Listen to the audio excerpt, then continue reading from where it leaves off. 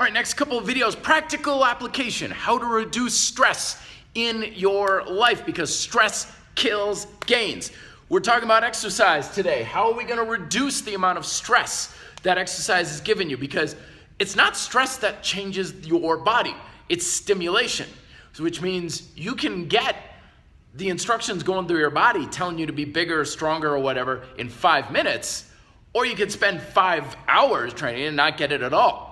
Here's the tricks that I use to make sure I'm not overstressing with the exercise. Number one, plan your workouts. Don't wing it. And the reason for this is because when you wing it, your mind is always thinking like you gotta do more exercise, more. When you plan it, it's not about telling you what you can do or what you should do. It's about telling you don't do anything else, which is for these other things. Limit your workload. How many reps, how many sets, how many miles are you running? How much time are you spending? Limit your exercises. There's convict conditioning. We got the big 6. We could throw in a couple little things like levers and dips and stuff, but keep it to those things. Limit the time that you're working.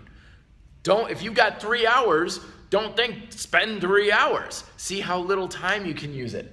And focus on your root causes and what you really want. Here's the reason why this is all mattering, is because we can do a billion things. I always tell my clients, the gym, you walk in, it's like a buffet. You've got tons of options. But the reality is, if you try and use a lot of it, it's like just gorging yourself at the buffet and eating and overeating.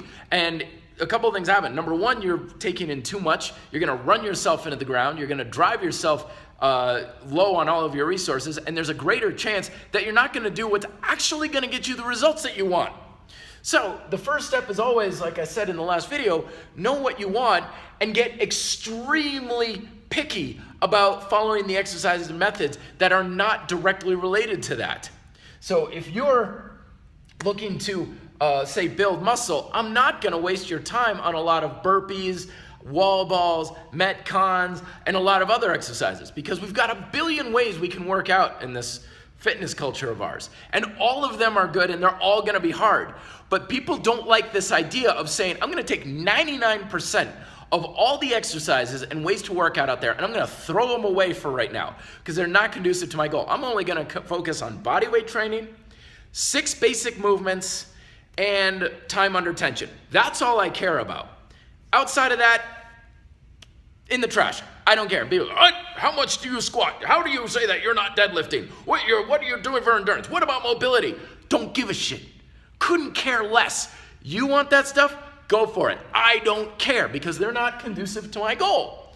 When you set your goal, you're not only deciding what you want, you're deciding what 99% of everything else you can put on the back burner. Because when you give yourself permission, I don't have to spend 3 hours in the gym. I don't have to do every exercise under the sun. I don't have to do a crap ton of work. And I'm gonna plan it so I'm only doing a few select things. You get a hell of a lot less stress. And you're going directly after what you want. So you're gonna get what you want and you don't have to waste your time with the stuff that's just gonna stress you out. So those are my basic ideas for today. In the next one, we talk about diet. Be fit, live free.